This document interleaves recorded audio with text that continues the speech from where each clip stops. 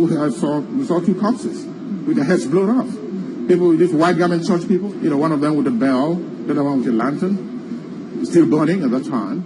So that was the first sign to we got that there was trouble. So that sent shivers, down our spines. And so we got to the police station, and there was a huge crowd. And then the police station will come around, Mr. X, Mr. B, take us to his house, you'll be free. They had names of whatever killed. Once in a while, they pick somebody from the crowd, go to the back of the house, and they hear gunshots. My husband and the brother, and all those about 400 people who were following them, they were shot at the police, in front of the police station at Asadin. I held on to the person I saw, the soldier. I said, why did you kill my husband? I don't want to remember what happened. I said, why did... The man with the butt of the gun hit me on the chest. If you, woman, if you are not careful, you get killed as well. From that point, I went home. I got home to tell them that they had been killed. Papa, that's my father-in-law.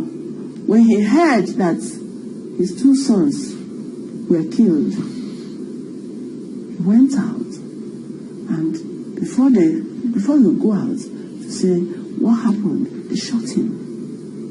He killed him. On October 6th, in an attempt to end the violence, leaders summoned all the townspeople to a peaceful march, pledging loyalty to Nigeria. On the morning of October 7th, thousands of men, women, and children from every quarter of Asaba joined the parade, singing and dancing. They came with the normal Asaba way, with a gong, announcing that the soldiers are already in Asaba, killing people, that if we can come to welcome them and declare peace with them, that we're with them, they will be spared. Started hearing, dancing group. One Nigeria, one Nigeria, one Nigeria, one Nigeria. So along the line, I said, okay, let us go, myself and my cousin. So as we are coming out, towards the road, that time the dancing group, they were around, then soldiers surrounded them, we were guiding them. There is Nigerian soldiers, they were carrying guns. But they lined up and said, women here, men here. And women who came with their sons were removing their skirts and blouse to disguise. So when I saw this scenario going on, and I felt something is wrong. If these women can disguise their children, and my mother is not here, what do I do? And I looked at the whole place. There is no avenue for escape. They took us to certain quarters, and eventually the man was a captain. He ordered them to start shooting gunshots. People were falling. So when people fell, I fell with them. And they continued shooting and shooting and shooting. I lost count of time. I don't know how long. After some time, there was silence. And surprisingly, a lot of people stood up from all the bodies and fled into the bush. I stood up also, but I saw a cousin of mine who was lying not too far from me. He was shot on the head. My body was covered with blood, but I knew that I was safe. Nothing had happened. My cousin said we should wait till it was dark so that we could go together, and I agreed.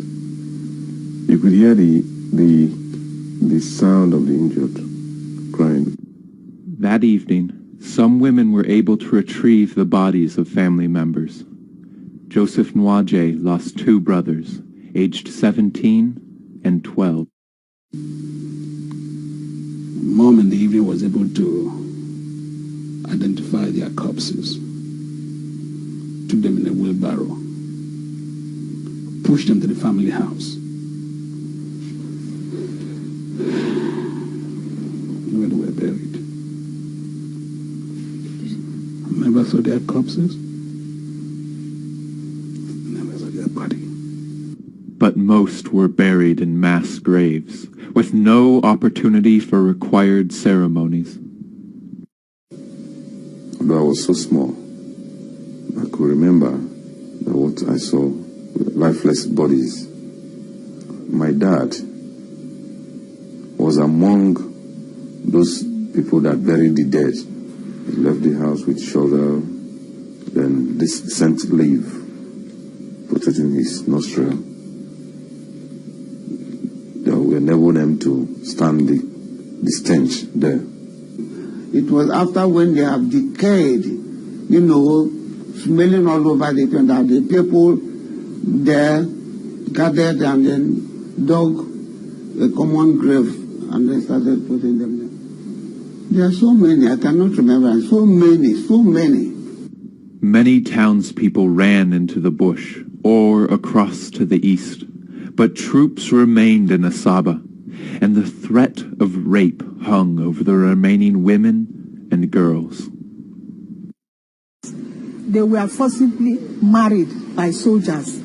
I have an auntie who was married forcibly by soldiers. Children were raped, and also even old women were raped too. And even when they see that you're a young girl, they will forcibly take you as their wife. That is, if you don't want, they kill.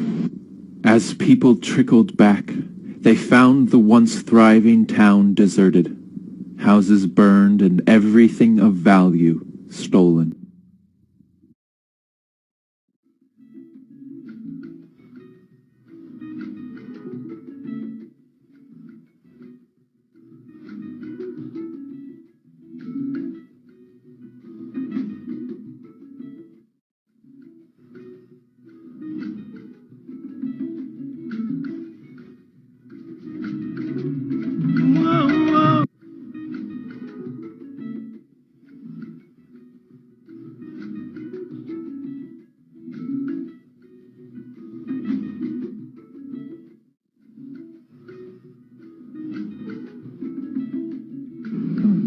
We have no home to enter, no house to enter. Our house was burnt down. Everything. In fact, where we went, we had to be tying, you know, the bags they put rice and beans. That's what we tied, because there was no clothes, there was nothing for us to hide our nakedness. A lot of children were shocked. You know, people were dying just like that. Some we ate rats. In fact, Asaba suffered. Exactly how many died on October 7th is not clear. Between 500 and 800 seems likely, in addition to hundreds killed in previous days. Many families were decimated. My immediate elder brother, the one following him, and one of my cousins, 3 of them were killed.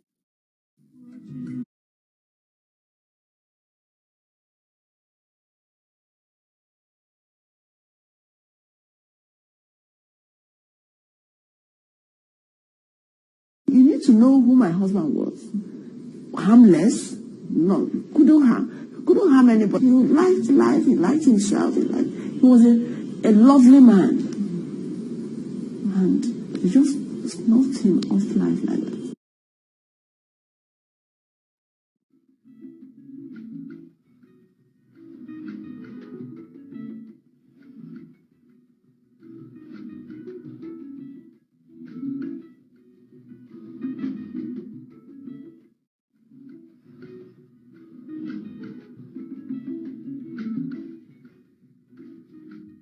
Was my favorite brother, and he was outstanding as a student.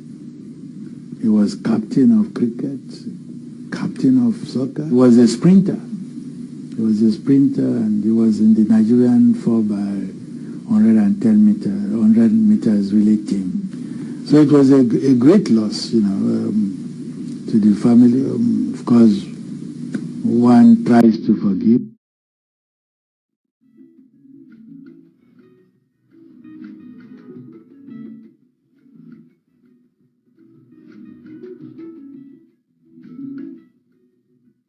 Leo Samuel Isichei, and he was a teacher, a darling father. We looked up to him so much. He was everything to us, and he wanted to bring his children up to make sure that they had education. I want people to know, because not many people know what happened. Even my own children, because God knows why I had to survive. For me to have a story to tell. And that's what I'm telling you now. For decades, the massacres at Asaba remained almost unknown outside the community. In 1967, the Nigerian press was tightly controlled, and few foreign news reporters were on the ground. In the words of Nobel laureate Wole Soyinka, the Midwest Igbos had become the most vulnerable Nigerians. The war itself became internationally famous in 1968 after the federal government imposed a blockade, starving Biafra into submission in 1970. The silence began to lift in the mid-1990s, and some survivors testified to the 2001 Nigerian Human Rights Violations Investigation Commission, known as the Opuda Panel, which set the stage for more people to speak. It was for us the first opportunity that we were going to have to even air the matter, but the aim was really to begin something by way of a healing process. If you wrong somebody and the person has an opportunity to talk about it, and assuming you show some contrition, you apologize, or you go some way into alleviating their pain and suffering, then the healing process can begin. 4 decades after the war, Asaba is a busy state capital looking to the future. Yet the scars remain. These are visible in the derelict buildings that remain unrestored and on the bodies of those who survived. And they are invisible, borne by Asabans who have kept the memory of the cruel deaths of their fathers, brothers, and uncles. The people of Asaba do not want retribution, only to tell their story, allowing the massacres to become part of Nigerian collective memory. After the war, the then head of state, the States General Government, said that the war was a war between brothers. No victor, no vanquished. Okay. But what happened in Asaba wasn't a war. There was no fighting going on in Asaba when the federal troops got there. No fighting whatsoever. Those that they killed were not soldiers. They just took them and lined them up and killed them. Even in the history books, in the military history books, there's no mention of it. It has got to be part of our history. Because if you don't have a history, you really cannot go ahead in life and go ahead properly. It's got to be part of our history. Nigeria is a mix of so many different people, different tribes, languages, religions, everything. I was born into this entity called Nigeria. I am proud, very, very proud, to be a Nigerian. But so also, I am very proud to be female. I am very proud to be an Igbo woman. I'm very, very proud to be an Asaba woman. This country belongs to all of us equally. Nobody should be made to pay any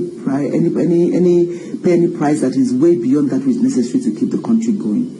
We paid more than a necessary price during the war.